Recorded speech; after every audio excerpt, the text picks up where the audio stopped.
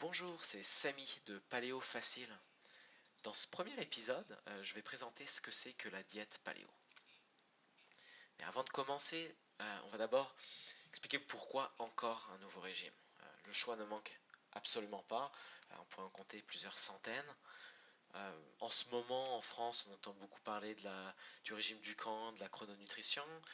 Ici au Québec, c'est la nutrition Seignalais qui a été un petit peu popularisée avec Jacqueline Lagacé. Aux États-Unis, le low carb high fat fait fureur. Euh, Souvent, ces régimes sont supposément scientifiquement prouvés. Par contre, ce qu'on remarque, c'est que tout le monde se contredit. Et les personnes qui cherchent à perdre du poids vont souvent passer d'un régime à l'autre, euh, sans vrai gros succès long terme. Euh, Ils vont changer de régime. Et puis, ce qu'ils vont entendre à répétition, c'est que ils sont en surpoids parce que ce sont des gloutons qui mangent trop et sont des feignants qui font pas assez d'exercice. Alors la place de paléo là-dedans, c'est paléo, c'est un cadre. C'est un cadre qui permet de composer son propre régime à condition de respecter un certain nombre de principes. Et ces principes vont souvent être axés sur les jeux hormonaux qui se passent dans le corps, qui sont liés à la nourriture. Donc si on prend le cas de nos personnes qui sont en surpoids, l'idée va être de dire bah, vous n'êtes pas en surpoids parce que vous êtes un glouton, mais vous êtes en surpoids parce que vous avez des dérèglements hormonaux qui sont liés à la nourriture que vous mangez. Puis en changeant le type d'aliments qui vont être mangés, ça va remettre de l'ordre dans ces jeux hormonaux et puis ça va permettre de revenir naturellement à un poids santé. Avant de rentrer dans les détails de qu'est-ce que c'est que paléo et d'où ça vient, euh, je vous invite à être extrêmement sceptique sur tout ce que je vais raconter. Vous pouvez aller vérifier toutes les références que je vous donne en annexe. Je vous invite très fortement à vous faire votre propre avis sur la question, à tout valider, tout vérifier comme information. Ce que je vous invite aussi à faire, c'est d'être sceptique sur ce que vous savez ou que vous croyez savoir et de revalider, de ne pas hésiter à revalider tout ce que vous pensez savoir, d'aller chercher les sources et d'aller chercher la science qui appuie ces avis généralement acceptés. Donc paléo, c'est l'abréviation de paléolithique. C'est un régime qui appartient à la famille des régimes ancestraux. Donc ça va ressembler en partie à la nutrition Seignalais, ça va ressembler au régime de la Weston A. Price Foundation aux États-Unis, ça va ressembler au régime Atkins qui a été popularisé dans les années 70 aux États-Unis et qui a pris une nouvelle forme qui s'appelle le Low Carb High Fat maintenant. Et donc ce régime, il sort d'où? Alors pour ça, on va présenter un petit peu de contexte historique. L'homme a évolué pendant plus de 2 millions d'années, pendant l'ère paléolithique, en tant que chasseur-cueilleur. Ensuite, il y a 5 ou 10 000 ans, on a commencé à introduire les aliments issus de l'agriculture, les céréales, le blé, le riz, les patates. Ensuite, il y a 100-200 ans, on a eu la révolution industrielle, on a commencé à être capable de produire des grandes quantités de farine raffinée et de sucre.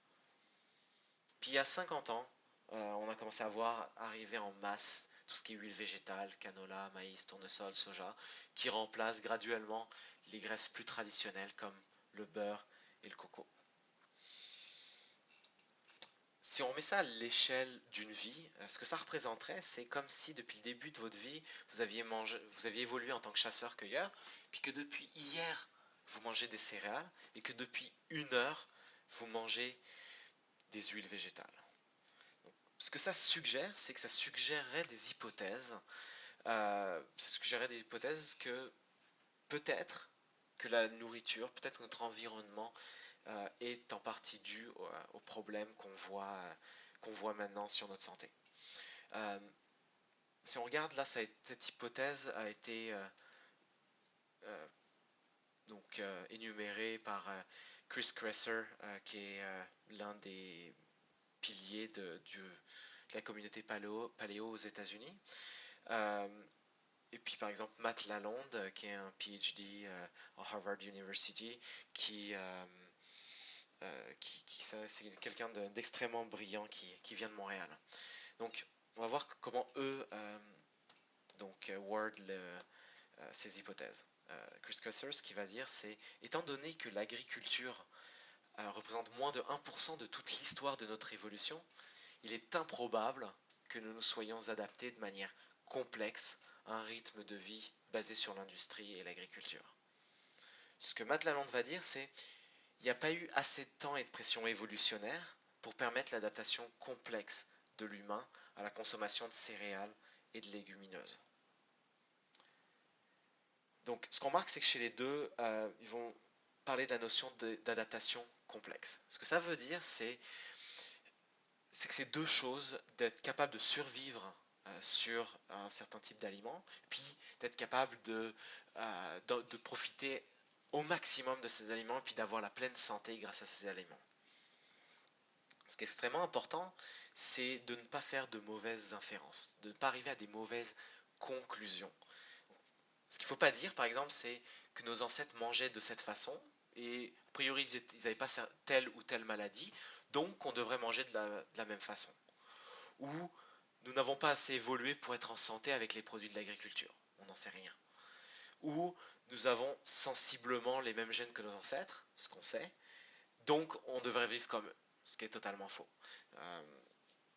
Donc l'importance de ces hypothèses, c'est de se faire une compréhension intuitive de pourquoi le fait de s'inspirer de ce qui va être, de ce qui pouvait avoir été le régime pendant des millions d'années, de s'inspirer de ces choses-là pour comprendre pourquoi ça pourrait fonctionner, mais il ne faut pas voir ça comme étant de la science, la vraie science.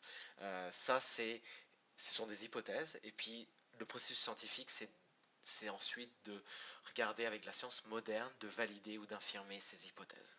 Et donc on reviendra sur la science moderne qui appuie le régime paléo. Mais en attendant, ça vous donne une idée de d'où ça vient. Je vais vous présenter un petit témoignage d'Éric de Québec qui a essayé cette approche. Et puis ce qu'il nous dit là, c'est que l'adoption de cette approche alimentaire a eu un effet fulgurant chez moi. Il y a eu une perte donc de 30 livres sans stress, fin de mes brûlements d'estomac et de reflux gastrique, fin de mes ronflements, fin des endormitoires d'après-midi, amélioration notoire de mon profil lipidique, et j'en passe. Ma relation avec la nourriture a complètement changé. Donc là, ce qu'on voit là, c'est que pour lui, le fait de changer son alimentation et puis de revenir à des principes dits paléo a eu des conséquences extrêmement favorables à la fois sur sa perte de poids mais aussi sur sa santé générale, sur sa forme, sur donc son système digestif, même des choses comme les ronflements auxquels on ne s'attendrait pas du tout, et puis le profil lipidique qui est finalement le cholestérol. Ça aussi on reviendra là-dessus, mais le fait de changer donc l'alimentation a un impact majeur sur la santé. Et le mythe, c'est de croire que l'alimentation a un effet mais très long terme. Ce qu'on remarque, c'est que les personnes dans le temps de un mois, de moins d'un mois des fois, il va y avoir des changements majeurs qui vont se passer. Donc, encore une fois, il faut garder en tête qu'un témoignage n'est pas une validation scientifique, mais c'est toujours bon de savoir que les gens autour de nous qui essaient ça ont du succès. Je vous remercie de votre écoute. Je vous encourage, je vous invite à m'envoyer vos questions, vous envoyer vos commentaires sur paléofacile@gmail.com. Vous avez accès à toutes les références, à la présentation, un avertissement légal, comme quoi je ne suis pas un médecin et que ce n'est pas des conseils médicaux. Je vous invite à vous tenir à jour pour le prochain épisode pour commencer, qui va expliquer comment commencer